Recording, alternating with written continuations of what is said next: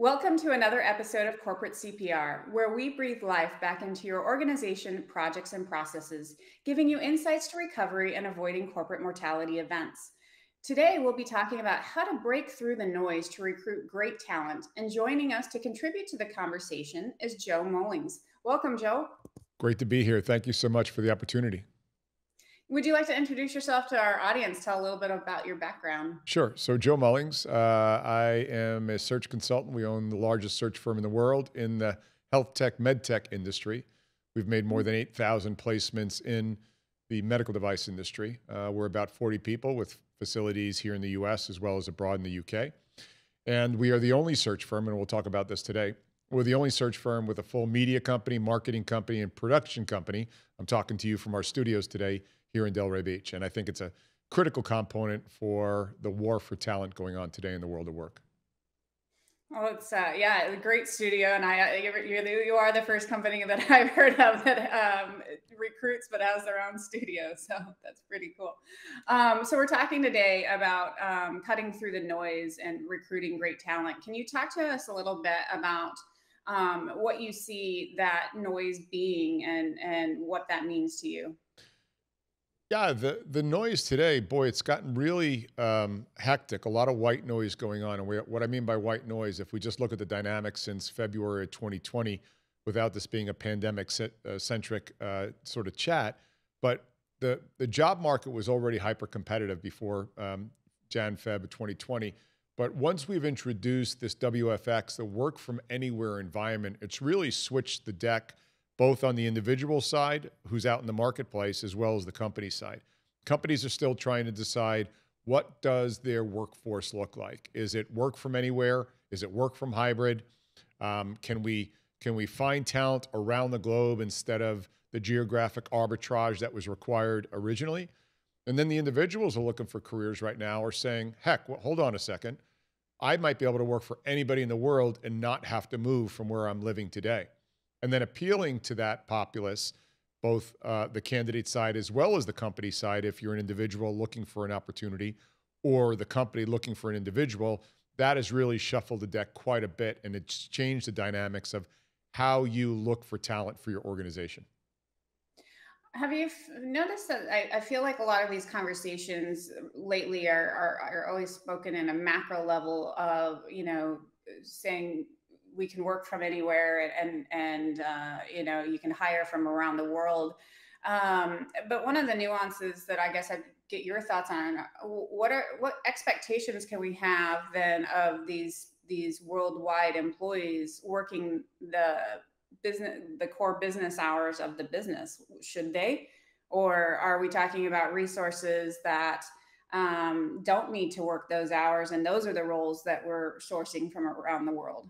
I think that'll be role and function specific. So if you're somebody who's involved in corporate strategy, internal comms, and there is a headquarters, let's say there's a headquarters, you know what you're signing up for. And if you're 3 or 4 time zones away, so in other words, you're working in New York and you're an Israeli player and you've got a 7-hour time difference, you can't expect the company to bend their workplace to their hours. So that's one. And then what has creeped into the industry right now, and I'm not saying it's good or bad, is turning off your cell phone, your mobile phone, or your comms after 5 o'clock in the local area at night. And there seems to be, an over-indexing in that right now in the workforce as to separating personal and professional life, which, is another conversation altogether. So if you are going to be looking for roles outside your, if you will, 9 to 5 time zone in where you live, you ought to be prepared to compromise your work hours to meet what your team is working within. And having said that, though, I just came out of a meeting, an organization that is in excess of $700 million a year. They don't have any corporate headquarters, and they've got almost 500 employees. And they get together on a regular basis quarterly around the globe and meet with their leadership team and executive team. And instead of, say, having a $400,000 a year rent payment, $400,000 a month payment for rent, they are now breaking that out and using it for corporate travel and get-togethers at different areas of the world in order for their leadership team to connect and spend 4 or 5 days together for 10-hour days. Hmm. Yeah, no, that's I find that creating connection, a lot of I keep hearing the mantra, oh, everybody can work remotely and it worked great and we're more efficient. And I would challenge that 100% remote is more efficient. I firmly believe that remote. I'm glad in the sense that the pandemic introduced the concept to a lot of companies that it is possible, because there were some companies that were had very archaic practices around it, and didn't offer any of that to their employees. But on the flip side, now you've got a lot of employees who've enjoyed it and they're pushing for it. But I find you lose a lot in collaboration. Yep, you do. So we focus on project management, and yeah, a lot of the project can be done remote, but there are some critical points in the project that is very valuable to have your team co-located. There's no replacement for in person. So let's just straighten that out right now, because if there's somebody who's watching this that has not experienced Zoom fatigue, then you're probably not human. And so that's number one. The second thing is we were over indexed to having to be in the office, as you pointed out. Organizations mandated that somebody be in there 5 days a week. And now what's happened is the worker now is in charge in this workplace for the first time in the history of the world of work. They are dictating what they want, as you pointed out. Having said that, let's be careful not to over-index towards the other extreme, because business models were built around people being face-to-face for the most part. Those organizations that were not built for face-to-face really didn't experience much of a hiccup, and their business model still holds true. But if you have an organization that is like a 40-person firm like ours is, and your rent payment is $40,000 a month, and your motto is built around people being in the office, and now suddenly you have employees who want to be out of the office and want all the benefits of that, yet the expenses and the infrastructure was built in office, you've got to give both parties a chance to breathe, have a transition occur. The plan that you had on February in 2020 and your response one day later to the throat punch, thinking that that is the same plan that should be in place today, everybody's hallucinating.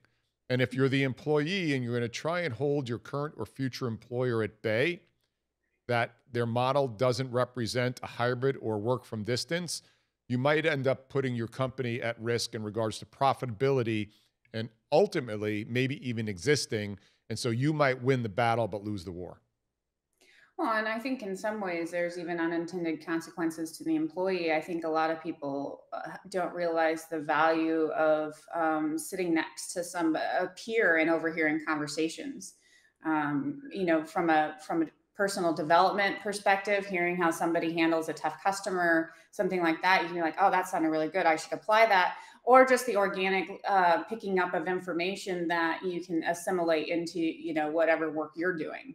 Well, also think about this. Unless you've been 20 years plus in the industry, you lose all mentoring opportunities. I'm not suggesting at 20 years plus you don't have mentors, but if you're just entering the industry and you're in your first, fifth, eighth, 10th year, there is no way to mentor in a two-dimensional Zoom world. It's not reasonable. And so I'm really concerned about this next generation coming into the workforce that's over-indexing towards wanting to be remote all the time, that their personal development is going to come at the risk of an entire category of worker. And I think if we follow that longitudinally out over the next 10, 15, 20 years, it'll be a seriously interesting study to submit. Yeah, absolutely.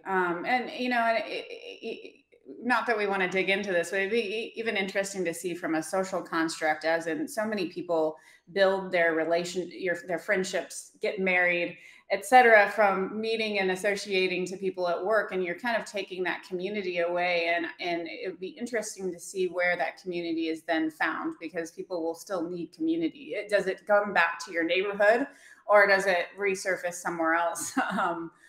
It'll be interesting to see how that plays out. Mm-hmm. And what happens there too, and you bring up a very interesting point, it's the same reason why careers, I think, will also be dramatically affected, because I think you're going to stay in a company longer than you should have. And I think you're going to leave companies shorter than you should have, because in order for you to get that experience, as you pointed out just a few minutes ago, of how did he or she handle that exchange in the hallway? How did they handle that exchange in the cubicle next to them?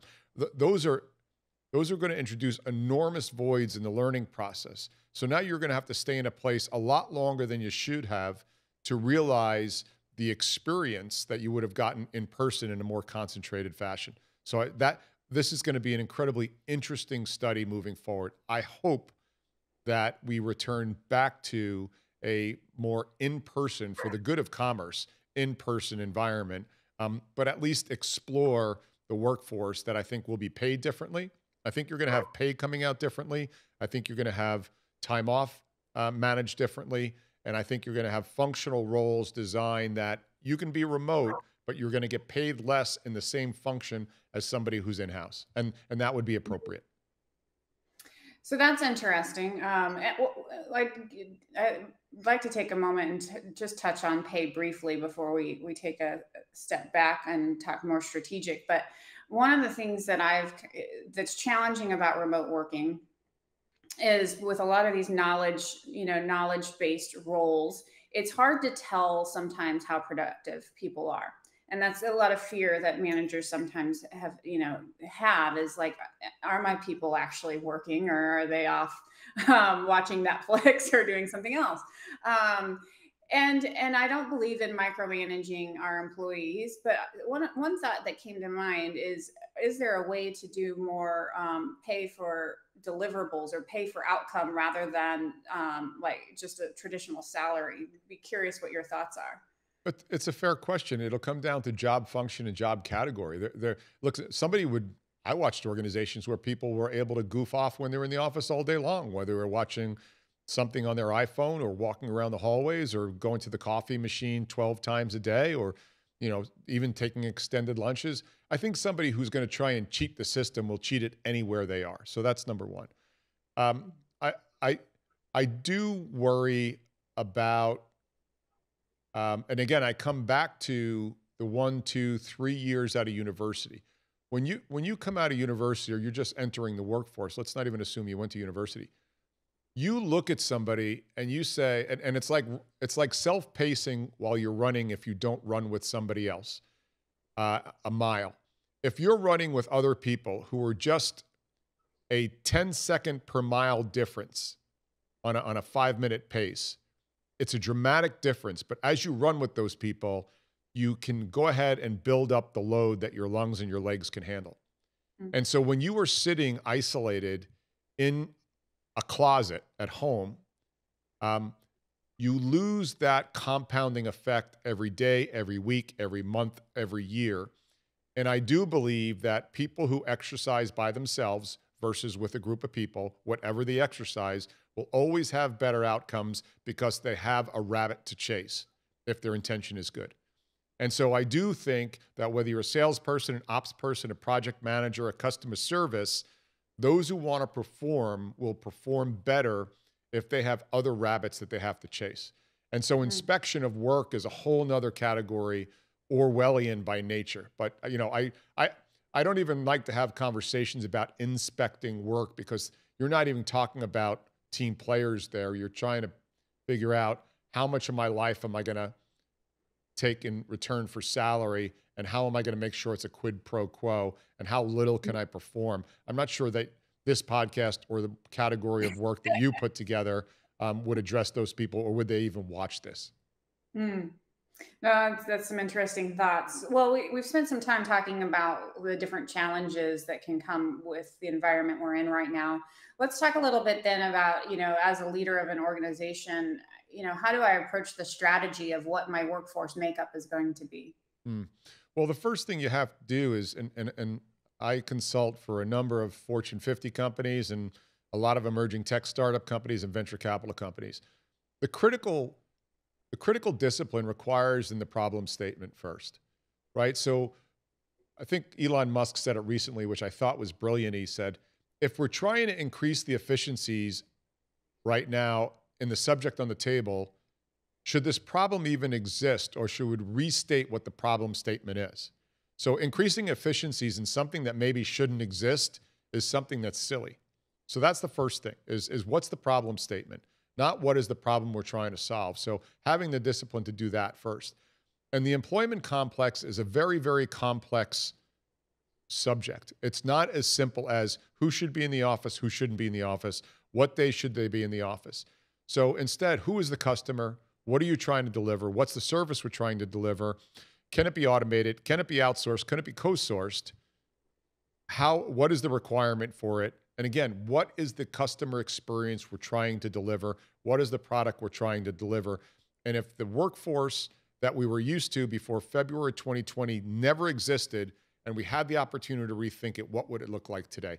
I think that's the question that every executive team and ownership should start with, rather than trying to figure out, let's keep it 80% of what it was, but how do we satiate the 20% that don't want to do it that way? I'm not sure that's the right way to do this.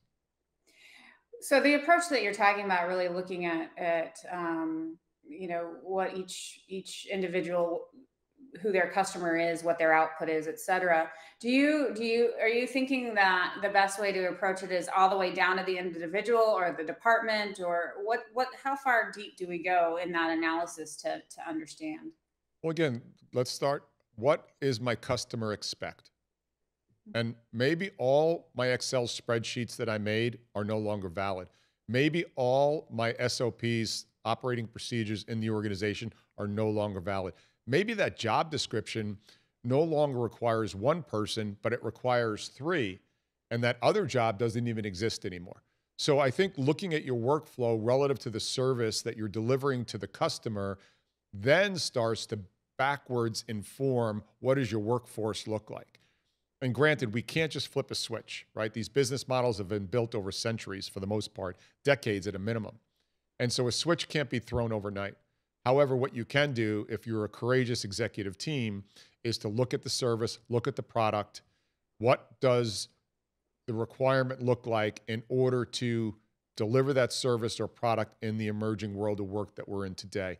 And that's answering your question. Then you start to reverse engineer that. Can technology solve that? Does a new worker define that? Does a new workflow? Does a new team? So that's, and given the transition of technology today and all that has occurred and been accelerated over the last 26 months, we've got some new tools that we never had before, and we've got some new opportunities that we've never had before, and we've also have access to talent that we never had before. So my recommendation would be start at what you're trying to deliver and then figure out what the MVP, the minimal viable product is to deliver that, and throw away your beliefs of the past. Yeah, you kind of touched on where my next question was going to be. I was thinking that sounds like a really long project, especially if you think about some of these organizations and how long it takes them to do any sort of transformation. And so I think it really boils down to what's that minimally viable product.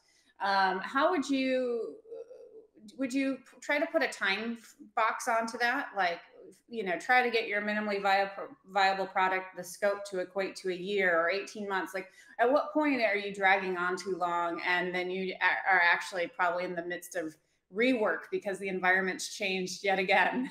Well, I'm glad you brought that up. So look, the dynamics of the business world, the commerce world, the capitalistic world is more diverse, dynamic, and will be changing. And this pandemic, other than the lives lost, has been a blessing on commerce because it's going to force us to have an agility that we never, ever thought of before. In other words, the worker is going to change dramatically. So we were very heavily indexing towards an over-specialization in our environment.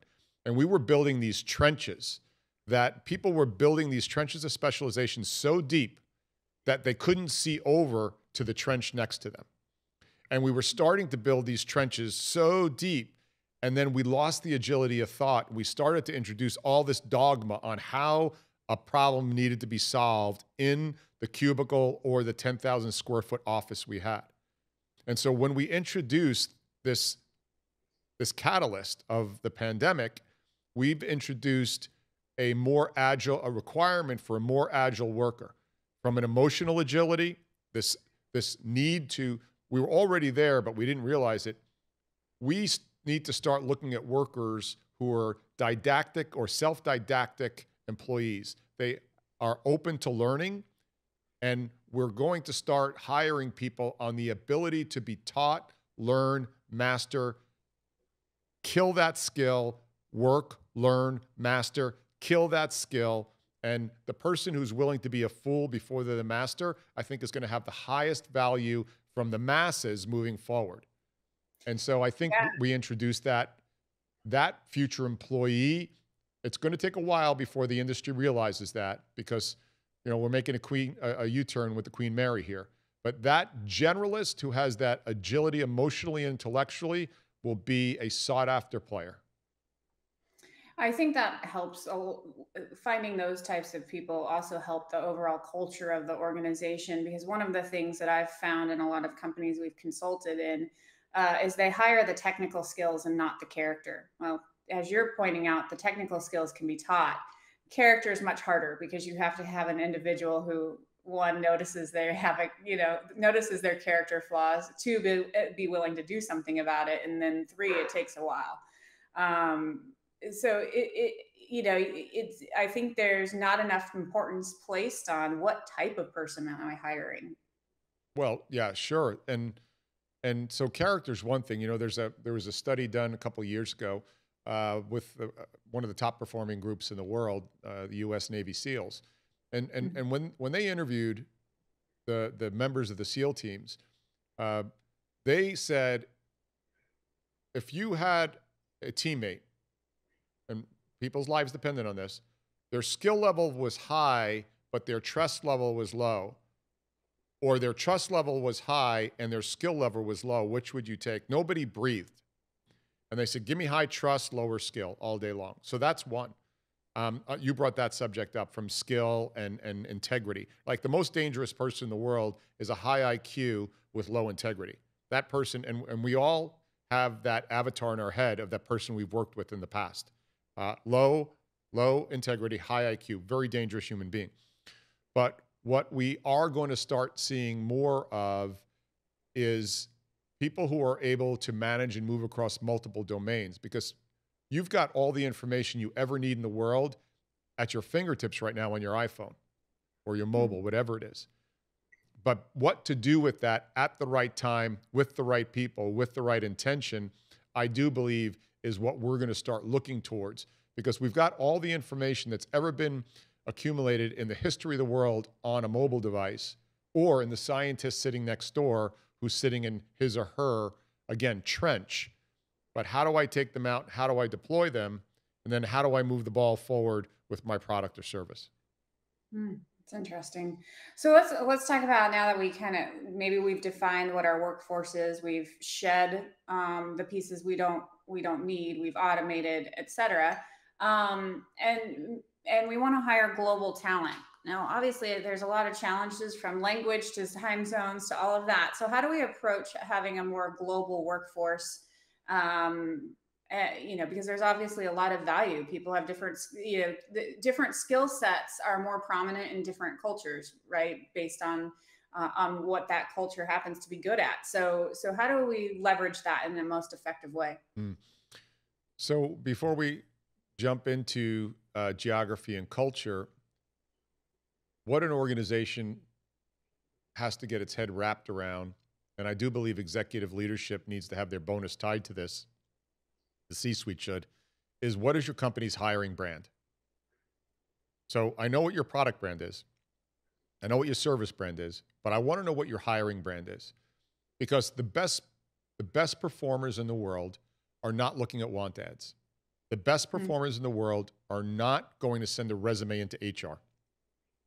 Never. And that never going to happen. They usually get their next career opportunity through networking. Yeah. However, if you build a hiring brand that continually talks about these three categories, the first category is, why is the market that you're in going to have substantial relevance to the world, at least over the next 5 years? That's category one. The second category is, how does your product or service address that profound market over the next 5 years, and why is it so unique? And then the third one is the leadership. Who am I going to hang around with every day? Who will I become? And who will my network ultimately become when I leave this job, or they leave it and call me for my next job? Those are the three underpinnings of a hiring narrative that needs to be out in the public domain 24/7.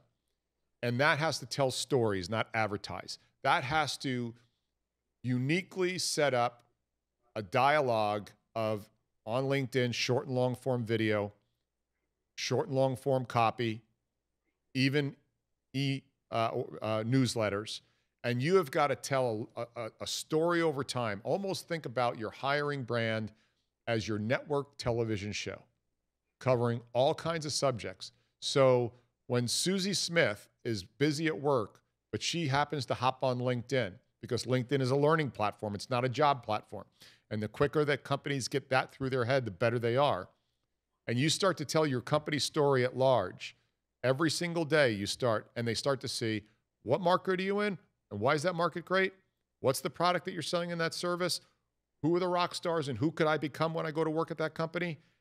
I had a bad day. Or 3 years, I'm done here. I'm not learning anymore. I've been watching ABC Company for a while now. On LinkedIn, I'm going to reach out to the chief marketing officer and make a friend. That is how the companies are going to win moving forwards, because that's how you attract your force multipliers, what I call your lightning rod hires. The people who, once they go to your company, they have a pull through of other talent that you can now start to top grade your organization. That's the strategy that organizations moving forward will start to dominate their markets in. So some of our listeners are in the middle of the organization in a leadership role. What things can they be doing when they don't have such a strategic influence, but they still have influence over who's on their team? Well, if I was in corporate America today, and part of my livelihood, my raise, my bonus, my happiness in the role I have, I would go out and find the top 100 people that I would love to have work for me on LinkedIn. And I would connect with them. And I would nurture those relationships. I would send out an email and say, hey, Joe Mullings here. Listen, I run the world's top search firm in medical device. You're probably not looking today. Having said that, I'm reaching out to who I think the top 100 people are that I would at least like to have a relationship with. And I'd like you to think about coming here, or at least considering coming here, should you ever pick your head up. Because if you do pick your head up, you should be looking at 2 or 3 opportunities. Give me a call if you ever start to look. I don't need your resume. I got it on LinkedIn. Let's stay connected. And then every time, this takes some deliberation. Every time you see an article that's interesting, you send that to the in-mail on LinkedIn to that person, those top 100 people.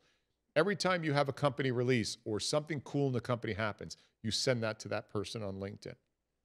And then if you do that to the top 100 people that you have decided that they could be part of your team, even if you got 2 or 3 of those people out of those 100 coming to work for you, it's a career changer for you. That is a way that you don't have to worry about HR. You don't have to worry about the executive team. That alone sets you up as your own recruiter, and it takes some tending to. Every Saturday and Sunday morning, while you're having your tea, your coffee, whatever it is, figure out where they are, put them on a project list, get an article. That will show people that you care about who you work with, and you start sharing your company and maybe your department story and your personal story, because people go to work for people. That's powerful. It's interesting because that takes to what I was trying to do, even to a next, well, maybe might help start my process better. Because what I've been trying to do is I use a talent pool where I try to invite people to my community to join and like, hey, build a little tribe of, hey, we're interested in working for your company. And then what I wanted to do with that is build, like you're saying, build a relationship to the point where maybe even meet up and go out for lunch, to the point that you actually know these people. So as soon as they're, in our case, it's more about there's a vacancy available. Be like, hey, we have this. Do you want to come join our team? And now they know what we're about. We know what they're about. And there's a lot of confidence and a lot of speed to hire. Your LinkedIn strategy sounds extremely powerful. And even beyond that, let's take it a step beyond. So they've been watching you, but they say, Thanks for the invite, but I'm not looking. However, I know somebody.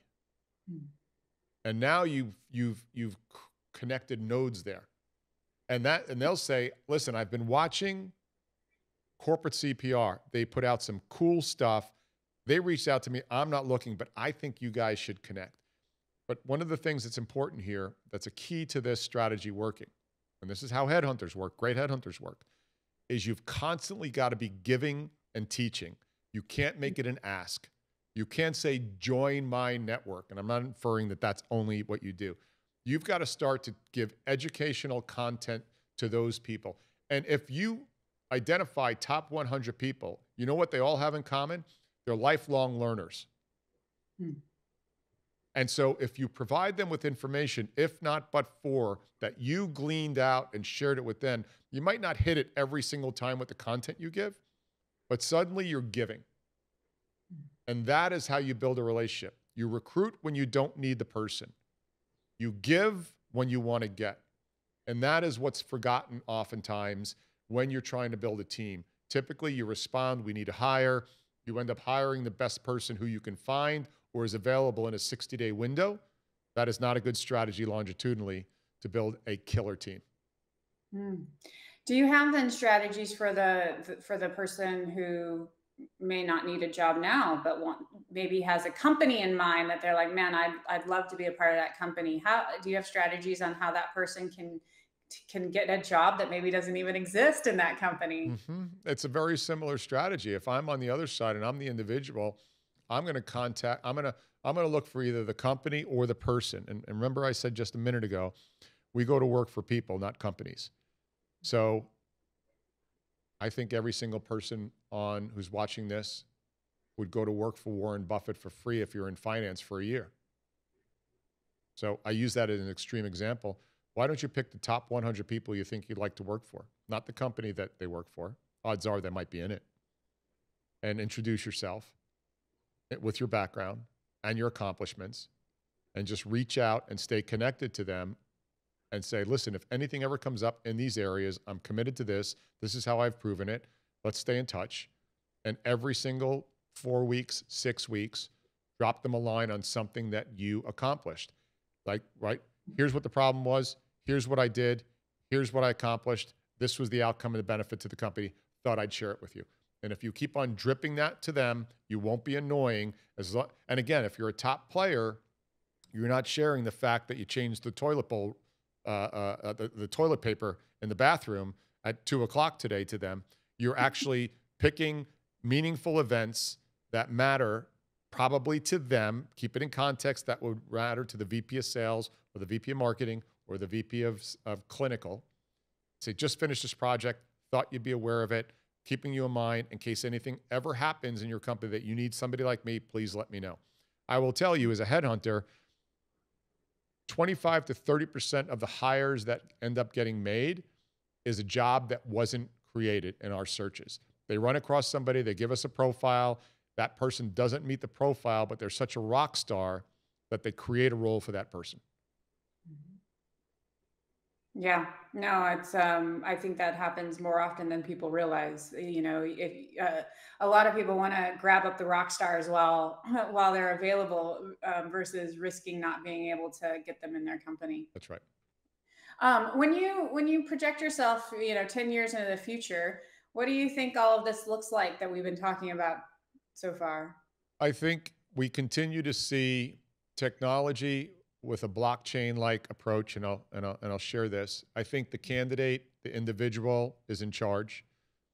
I think what happens is that you will have let's call it a product called Candidate Locker.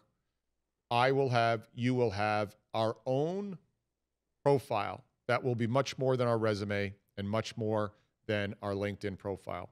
On that will be a collection of who I am as a human being, meaning I'm pursuing a pilot's license. This is what my hobbies are, Brazilian Jiu-Jitsu. I have a black belt in that. Here I am on my trip to Iceland with my camera, and I like taking pictures. Here's my skill sets. Here's the last 5 projects I've worked on.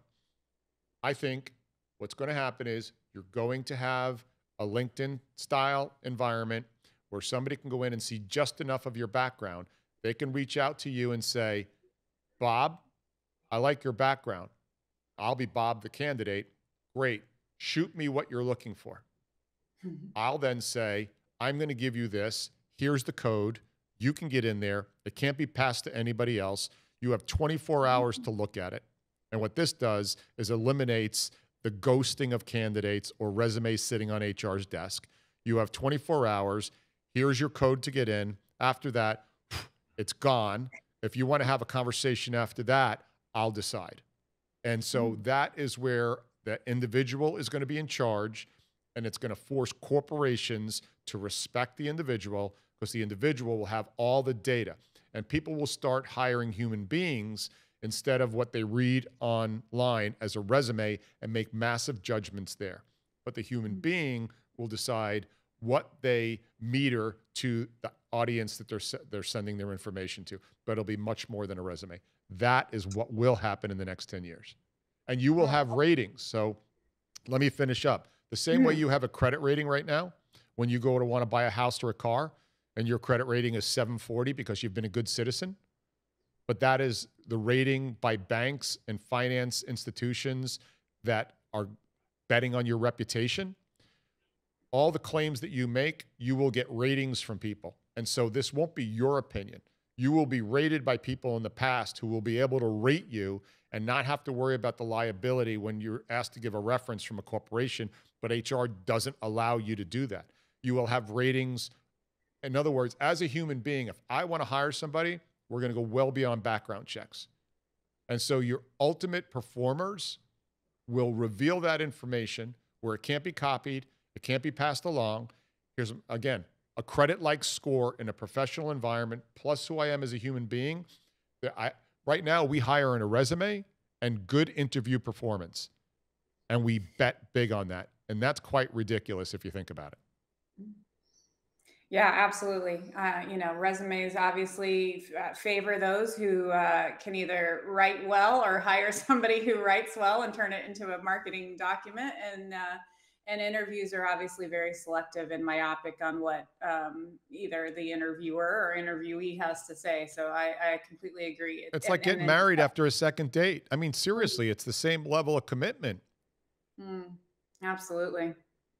Joe, this has been a really fascinating conversation and really valuable. I'd love to hear what your, kind of the top three takeaways that you would have for our conversation. Sure. So the first and probably most important is the question that the individual should ask themselves, and the question that the company that's trying to hire them should answer is, who will I become when I go to work with you? And that is not answered enough. We look at job descriptions that say must have, should have, needs to have experience in, which is all important. But tell me who I'm going to become. And then make sure when you consider a company, you need to ask yourself, who will you become? So that's number one. Number two is, in your first 5 years of your career, don't worry about who you want to be. It's too hard. Figure out what you don't want to do in your first 5 years and rattle through that in your career quickly. Test, try, decide, get out. I see too many young people who got told to go to college by their parents or their aunts or a guidance counselor, went to college, thought they spent the money, and now keep themselves as a prisoner in that career for the next 40 years, and they become miserable. Their marriages, their relationships, their health suffers because of it. And then finally, remain a lifelong learner.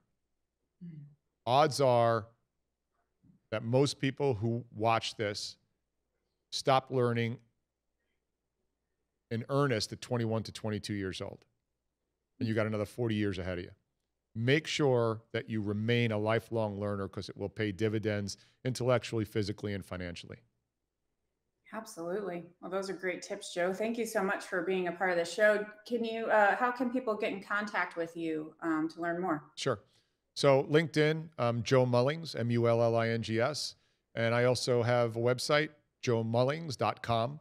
Please go to either of those if you can. Well, that's great. Thanks again for being on our show. Pleasure to be here. Thanks so much. And to our audience, until next time, keep your organizations healthy.